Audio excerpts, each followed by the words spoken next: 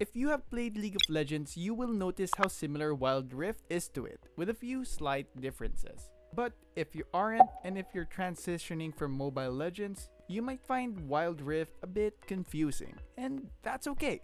I also did for my first time. So for today's episode, we will be talking about 6 basic essential tips for beginners. So without further ado, I'm ENZO and this is Yugatech Gaming.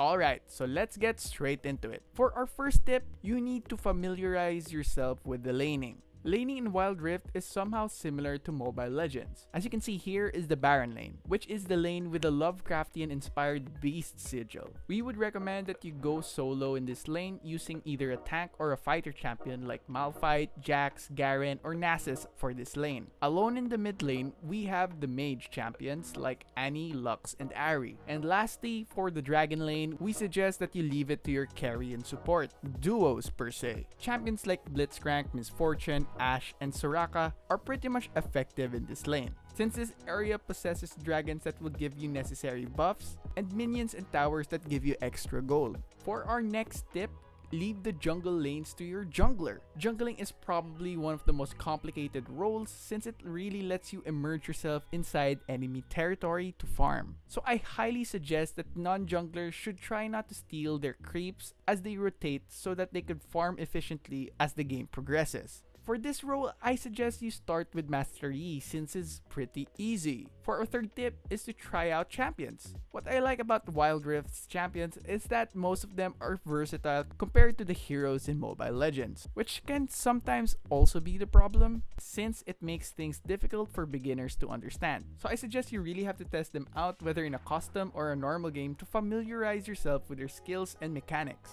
And for our fourth tip is to try to master at least one role or a champion. When it comes to these kinds of games, it's always best if you stick with one character if you're just beginning. So you could pretty much learn how to adapt in certain situations or just do your role great.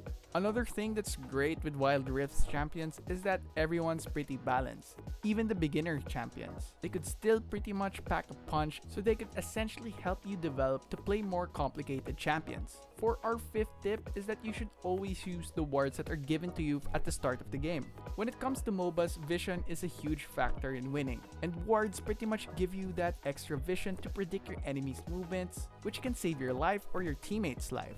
For our last tip is that you should always keep on playing. In order to be good at something, you have to keep doing it. Trust the process because the more you play, you get more familiar with how the game works. Since Mobile Legends and Wild Rift are both in the same genre, there's always just one goal, and it's to destroy your enemy's base. But there are just different ways on how to do it. What I'm trying to say is, don't be scared of trying something new. So that pretty much ends today's episode. I hope that somehow these tips will help you become a better player. But if you have some tips to add, please do leave them in the comment section below. And don't forget to like, subscribe, hit the bell icon, and don't forget to visit yugatech.com/gaming for more news, tips, and tricks. It's your boy ENZO, and stay safe.